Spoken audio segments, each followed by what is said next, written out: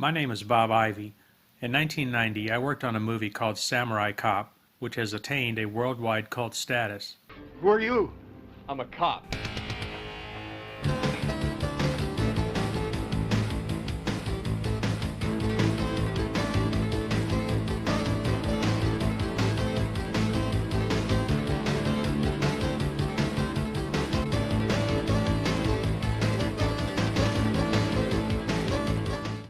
I was a stuntman and performed this body burn, or what stunt guys call a fire gag. The movie was directed by Amir Shervan.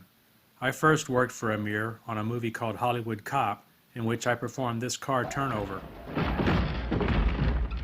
Harry Terzian, who assisted me in the car turnover, was playing one of the bad guys. While we were filming this car chase, the sound of gunfire caused one of the local residents to call the police.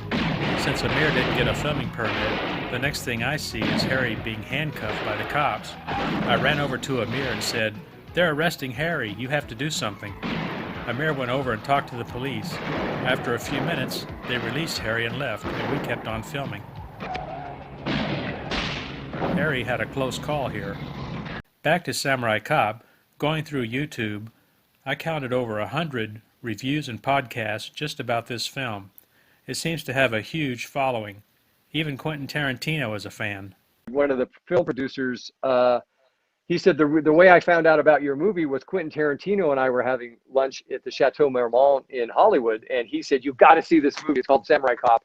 And that makes sense because those are the movies that Quentin would gravitate to, these crazy martial art movies. I was Quentin Tarantino's stunt double on a film called Destiny Turns on the Radio. Every review or podcast I watched highlighted this stunt that I did. Oh my God, is a guy on There's fire? a guy on fire effect.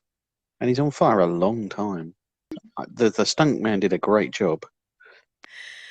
So they're on this chase, and it ends with one of the goons being completely engulfed in flames. The guy on fire was pretty fun, though. That was well and your done. reaction was pretty hilarious. That was well executed.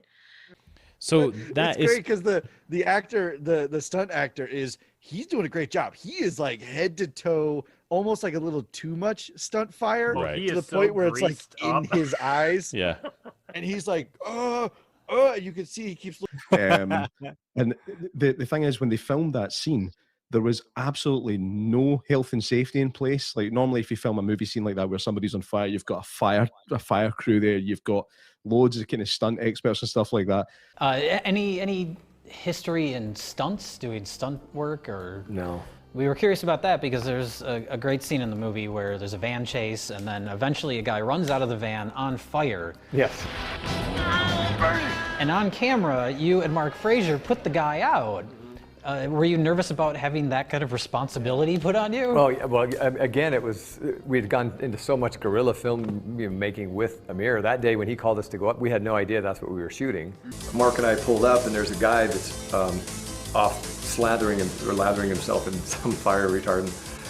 And we're like, "What's going on?" And he says, "Oh, here you will, he will catch fire and you will put him out." And Mark's looking at me like, I know I think about it a lot, about the fire scene. "Oh man, I've talked about that too." Yeah, I mean, I remember this guy, he just, and then they just slapped some He stuff was just all over lathering him. that repellent all over All him. over him, yeah. I think he had these poppy eyes, like, and he looked weird. He looked like he was, like, just spaced out to me, Yeah. Yes, I probably did look a little strange. When I'm about to do a dangerous fire stunt, I've got my game face on and I'm completely focused on the job. Strictly business. "What are we doing?" He goes, "This is the scene where the man will crash, he'll catch fire." Mark and I are looking at it, and he goes, "And you and Mark will put him out with this big fire extinguisher." And I'm thinking, well, where's the real fire people? Where's the ambulance? And so he just goes, "There's a fire extinguisher in the car." It was about this big. So within seconds, the guy just poof, lights himself up, and Mark and I run out. And because you'll see in that take, I actually cover him with a blanket, and I think he cut it. But when I lift it up, he's still completely on fire. Oh, geez. So we're like going, and we're hitting him again with, and he just acted like it was no big deal. It was just another day that he had. Something is wrong with this. This didn't feel comfortable. It went enough. beyond what we were accustomed to, his craziness of filming. But yeah, that guy almost had a like he didn't even care. Like he knew what he was doing, and I'm thinking the same thing as you. It's like, dude, what if this goes wrong? All right. It seemed like it didn't bother him at all. It didn't faze him at all. He just did it. I remember Amir just, when he was done, paid him and he walked off. And he just walked up, right? We never saw him again. But I don't know. I didn't realize how dangerous that was at the time, especially for that guy. I mean, if we didn't put him out or if the thing didn't malfunction, I mean, the guy's toast. So just crazy. That's just guerrilla filmmaking at its best. And that's classic Amir Shervan, just doing something to get a good shot. I always had a safety stuntman with me to help me get prepped, to apply the accelerant, and to put me out. Okay, roll it. Speed. Right there, Bob. Hit the deck. Roll over. Hit it. Roll. Go. Get it over on your back. Roll. You almost got it. On your back. Stay there, and swiggle. Get out. The stunt was done in 2 parts. The first part was the main burn, and the safety stuntman put the fire out. Amir asked if we could set it up again and have the actors put me out. I said, sure, we'll do a smaller burn, and I'll already be laying on the ground. When the actors put me out, the safety stuntman is just off camera with a fire extinguisher. It was completely safe. I used small CO2 fire extinguishers because they were light and easy to carry, because the safety stuntman usually had to run in from off camera.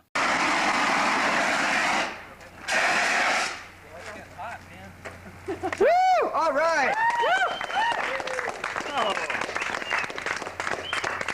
Here are some more clips of me on fire.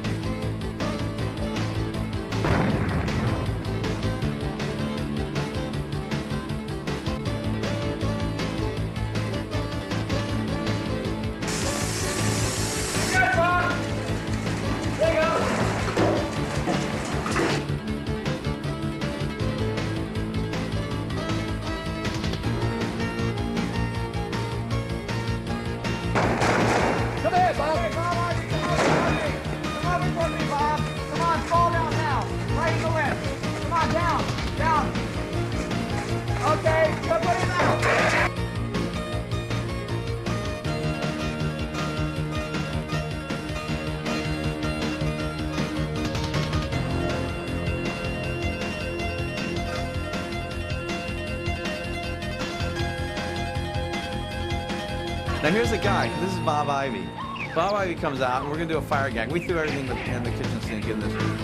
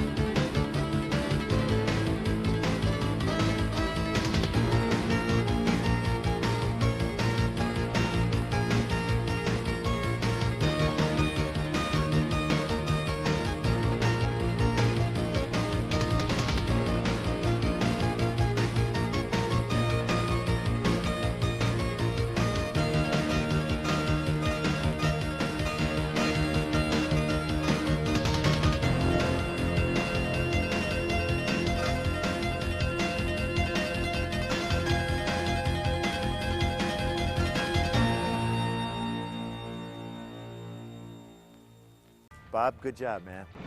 The movie wasn't released on video in the United States.